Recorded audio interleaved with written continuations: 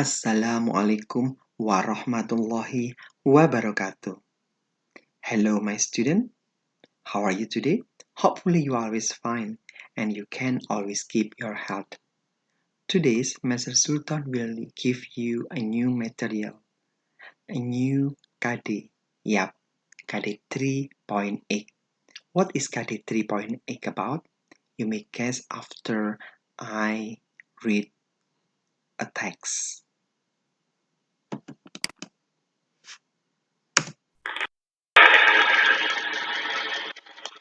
Here is it.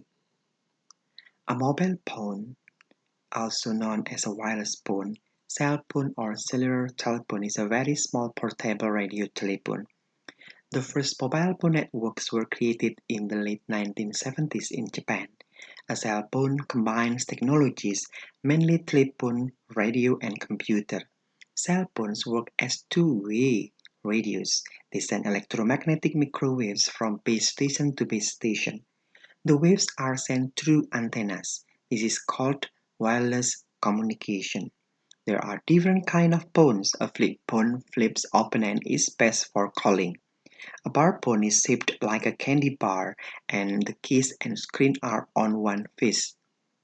A slit phone is a phone that has almost no buttons and uses a touch screen. Most smartphones are slats. A slider phone slides on rails. It can slide odd number keys or a mini keyboard, but some do both. A swivel spins on an axle. Many 21st century mobile phones are smartphones. These phones can be used for email, browsing the internet, playing music and games, and many other functions that computers can perform. This is because mobile phones basically are small computers. Older phones also used computer technology but lacked many of the parts of a computer that were too big to fit into a phone. Modern phone makers have been able to use smaller parts. Most smartphones are also GPS, receivers, and digital cameras. Alright, student, I have read the text. So, can you guess um, about the text? I mean that what genre is the text? What text is it? There are many texts that you have learned when you were in junior high school. What text is it? Yeah, that's good. The tag is called report. Alright, student, now we will study report. The purpose of our studying today is the student understand about the report text, and then the students know about social function of report. Number 3, the student comprehend about generic structure of report. Number 4, the student know about language features of report. And the last, the student can compose a report text. Jadi tujuan pembelajaran kita sekarang pada kesempatan hari ini adalah kalian atau siswa akan mengerti tentang text report, apa itu text report, kalian akan mengerti tentang tujuan atau fungsi sosial dari text report, struktur teksnya, language features atau unsur kebahasaannya, dan yang terakhir, kalian bisa menciptakan atau mengarang text report.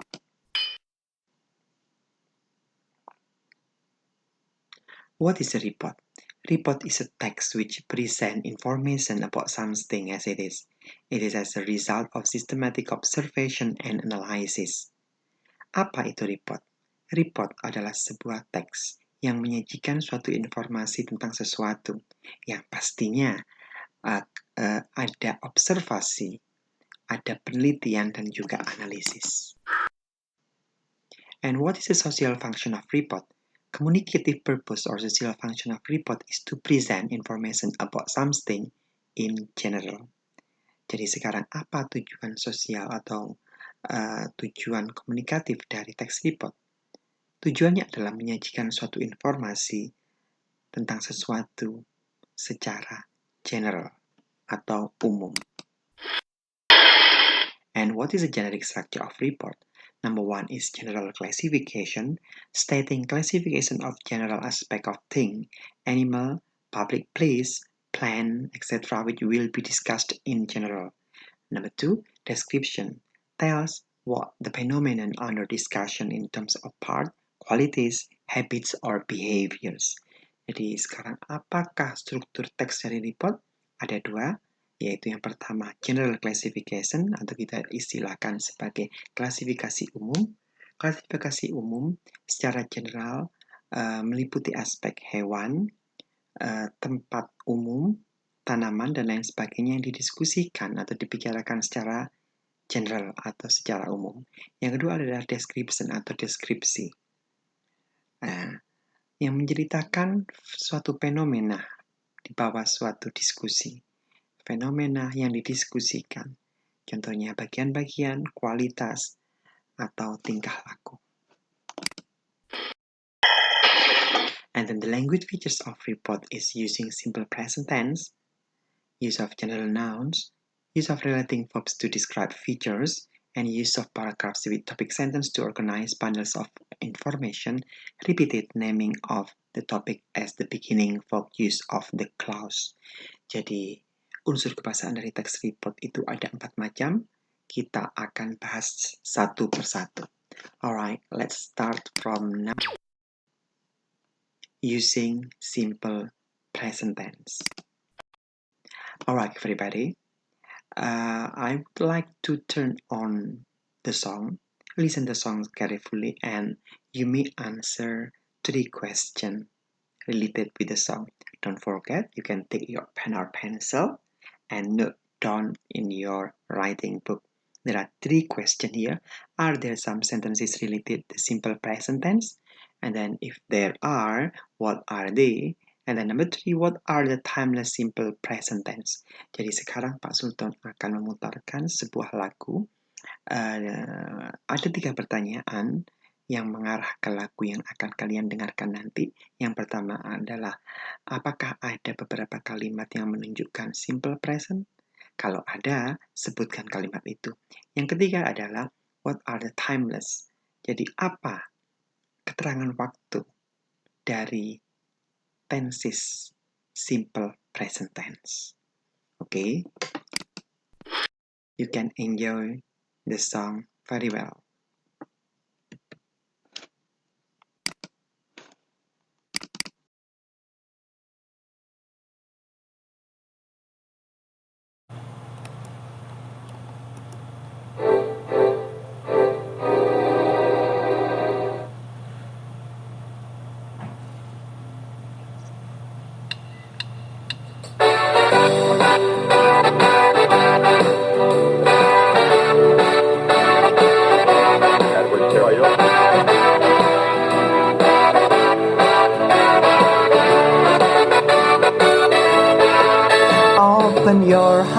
Open your heart, just for me, and I wanna be a special person and no exception.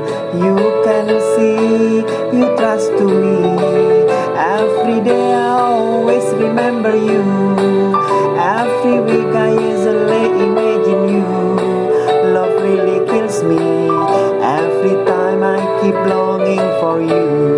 Please believe me.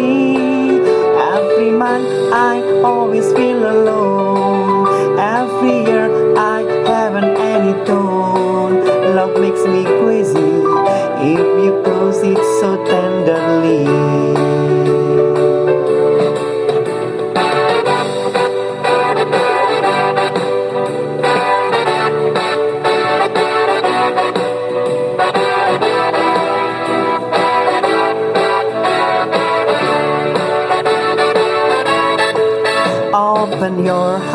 Open your heart, just for me, and I want to be a special person and no exception. You can see, you trust to me. Every day I always remember you. Every week I usually imagine you. Love really kills me. Every time I keep longing for you. Please believe me.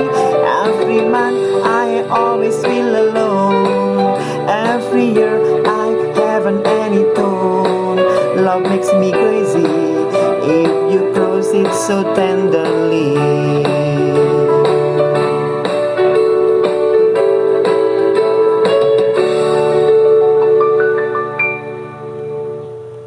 Yeah, alright everybody, you have listened the song very well. Now answer the question. Question number 1, did you still remember? Question number 1 is, are there simple present sentences in the song? If there are, what are they? Alright.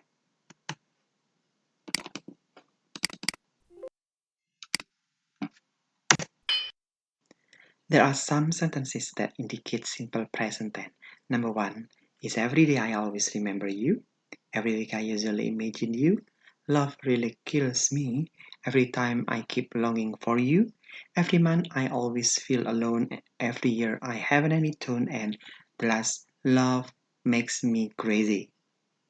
Ya, jadi ada 7 kalimat yang menunjukkan simple present tense pada lagu yang sudah kalian dengarkan. And then, what is a timeless or adverbial time? Sekarang apa keterangan waktu?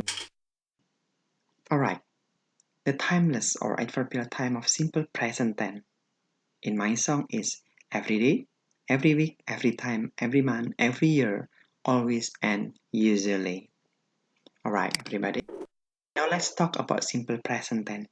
Simple present tense in general, the simple present expresses event or situation that exist always, usually, habitually.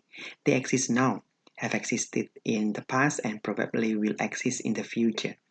The simple present says that something was true in the past, is true in the present, and will be true in the future. It is used for general statement of fact. The simple present is used to express habitual or everyday activity. Jadi apabila kita simpulkan, simple present tense itu adalah menunjukkan atau ungkapan tentang habitual. Habitual itu adalah kebiasaan yang kita lakukan setiap hari. Nah, secara umum, simple present itu mengungkapkan suatu kejadian atau situasi yang ada, selalu ada, biasanya ada, menjadi suatu kebiasaan yang ada sekarang, yang ada pada saat yang lampau, mungkin juga akan ada pada saat mendatang. Dan kalian harus ingat bahwa will be true in the future dan simple present itu akan ada kebenaran ya di masa depan, in the future. Okay. Simple present form. The simple present is just the base form of the verb. Question are made with do and negative forms are made with do not. For example, you speak English. Do you speak English? You do not speak English. Something like that. If the third person singular s or es is added, questions are made with does and negative forms are made with does not. For example, he speaks English. Does he speak English? He doesn't speak English. So the formula of simple present tense is subject plus verb 1, or we can say the base form of the verb or verb base. Nah, jadi rumus dari simple present tense adalah subjek ditambah verb base atau kata kerja bentuk dasar atau kata kerja bentuk yang pertama. Kalian lihat di sini bahwa penggunaan kalimat tanya dan negatif memasukkan do. Do digunakan apabila subjeknya itu plural. For example, you, we, they, I and you, Ani and Susi, for example like that. So, if the subject is plural, in a question and negative using do, negative using do not. Nah, jadi kalau subjeknya itu lebih dari satu, maka menggunakan do di kalimat question atau kalimat tanya, dan juga negatif juga sama menggunakan do kalau kalimat negatif ditambahin not. Nah, bagaimana dengan contoh yang selanjutnya? How about the other example? Below here, he speaks English. Why using S here? Okay, in the third person singular, orang ketiga tunggal, or only one, the verb you can add with S or ES. Jadi kata kerjanya diberi tambahan S atau ES. Okay, for example, she, he, Ani. Okay, only one person. So using S. How about I?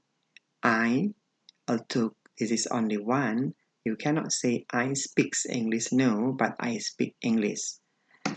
So we classify I here. Nah, untuk I sendiri kita golongkan menjadi yang pertama menggunakan do. Jangan menggunakan does. Walaupun I menunjukkan tunggal. Alright? Now, number 2. Use of general nouns. What is general noun? General noun. A common noun is a non-specific person, place, or thing. For example, dog, girl, and country are examples of common nouns. In contrast, proper nouns name a specific person, place, or thing. Nah, jadi apa dinamakan a general noun? General noun itu adalah kita katakan sebagai non-specific person. Jadi tidak terspesifik pada seseorang, tempat, atau sesuatu. Contohnya dog, girl, country, beach, and then island, jadi and then school. Jadi tidak ada kita katakan sebagai kata benda yang sifatnya umum. Lain dengan proper nouns. Proper nouns menunjukkan bahwa specific person, ada ciri khusus, dikhususkan pada seseorang, tempat, atau sesuatu. Furthermore, what is a general noun? Specific and general nouns of any kinds, countable or non-countable, singular or plural, may be specific or general. A noun is specific when the writer wishes to talk about something or things in particular. A noun is general when the writer wishes to make a generalization about something or things. Jadi, kata benda itu dikatakan umum ketika penulis wishes, yaitu mengandaikan untuk membuat suatu generalisasi ya tentang sesuatu. Okay, now number 3. Use of relating verb to describe feature. What is a relating verb?